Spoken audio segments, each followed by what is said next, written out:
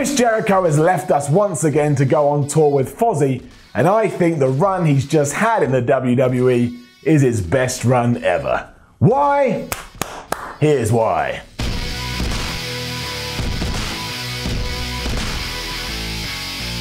That was a damn short intro, wasn't it? I just went straight in there. Just busted in, did that amazing intro where I slapped myself around. There was no build.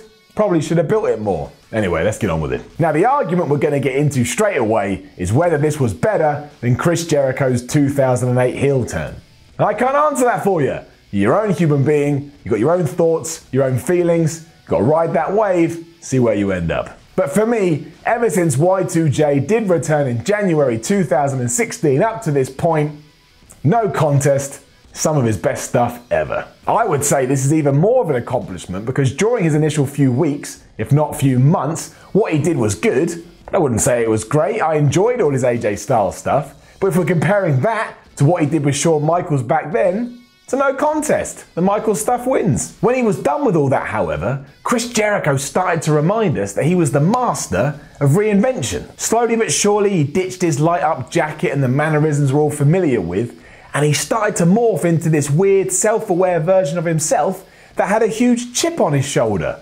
And it was awesome. It's easy to forget now because so much did happen. But if you cast your mind back over the last 12 months or so, Chris Jericho was pretty much involved in every single highlight that happened on Raw. Whether it was a backstage interview, the fact he started wearing a scarf indoors, or that he would walk around with a disgusted look etched on his face, Jericho was constantly entertaining, and on times, he saved the entire show. Without his bits, the show would have sucked. The ideas kept coming our way too. If it wasn't the scarf, it was his relationship with Kevin Owens. If it wasn't his relationship with Kevin Owens, it was the whole drink it in, man. And if it wasn't the whole drink it in, man, it was the list of Jericho. For a few months, everything he did was utter gold, and he was so funny and he was so amusing that you couldn't help but laugh like a goon and realize Jericho may want to be the bad guy, but I can't help but love him. He's too good. And that's really where the differences between the two runs lie. If we're talking about in the ring, Jericho has always been amazing, but his character in 2008 was a lot more serious and methodical. Don't get me wrong, he properly made us all believe he was this giant asshole,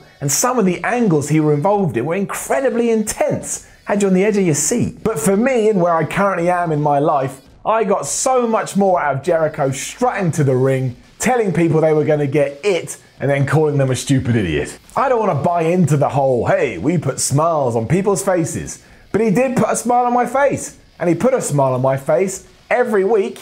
He made my day a little bit better, to be honest. And then, of course, was his relationship and feud with Kevin Owens. Undoubtedly the best of 2017. Jericho deserves all the credit in the world for his part in it. It was beautiful. Even when this first kicked off and Jericho told us his partner was going to be Jimmy Marvin Luda Wang Yang or whatever it was, before Kevin Owens turned up, said, that's not a real guy, but I'll be your partner. The emotion was there. The emotion was there from day one, and it just went up.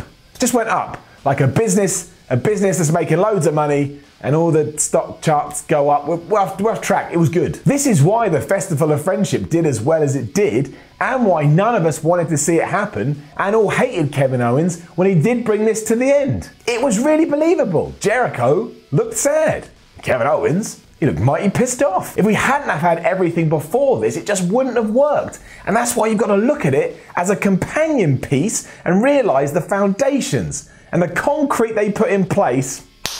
Top stuff. And sure, the hot shotting of the US title at the end was a small blip on the radar, but life's too short. I'm not going to get worried about that. We still had great matches. It still turned out all right. Who cares? Finally, we should probably retouch on what was arguably the best part of all of this, and that, of course, was the list of Jericho. Be it a cameraman going on there because he shot Chris Jericho from the wrong side, the New Day for saying they were better friends than Kevin Owens and Chris Jericho, Enzo and Cass because they once interrupted him, or Mick Foley, who got on there about 72,000 times, it was never not great. And who else could not only have got over the line, you just made the list, but also deliver it so perfectly every single damn time. Seriously, that line was never not hilarious, and that is of major credit to the performer. And of course, eventually, it would have run out of steam, But Jericho's gone now, so when he comes back, he can pick that up again, and we'll all enjoy it even more because this time, it's got an air of nostalgia about it.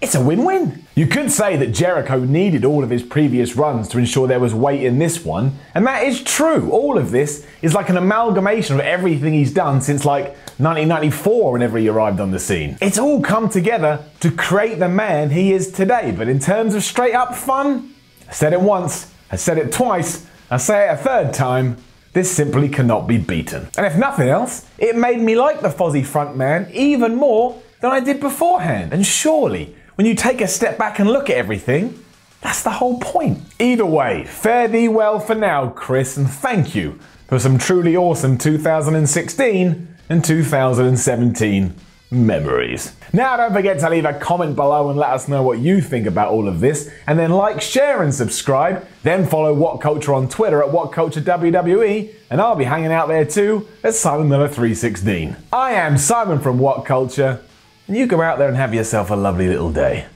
It's time, once again, for everybody to buy a magazine, please. Yes, that's right, it's issue 5 of our wonderful magazine called Wrestling, and this one is an absolute belter. As you can see from the front cover, it features a massive career retrospective of the Olympic hero, Kurt Angle. Not only that, but it's got a How WWE Should Have Booked the Entire WrestleMania 32 card, written by this 6-foot streak of charisma. The bulk of the magazine is this huge top 100 greatest WrestleMania moments of all time list. Not just that, but you've got Shawn Michaels' crimes against wrestling. You've got the top 10 greatest wrestling managers of all time. You've got columns from Jim Cornette, Tom Pritchard, Shane Douglas, and an interview with the WCPW World Champion, Drew Galloway.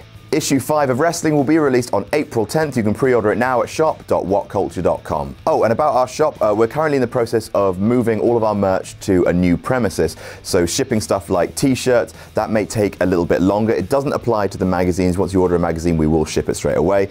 But for any other items on our shop.whatculture.com, there might be a little bit of a delay for the next few weeks. But don't let that distract you from buying Wrestling. Buy the magazine. Buy it. Buy the magazine.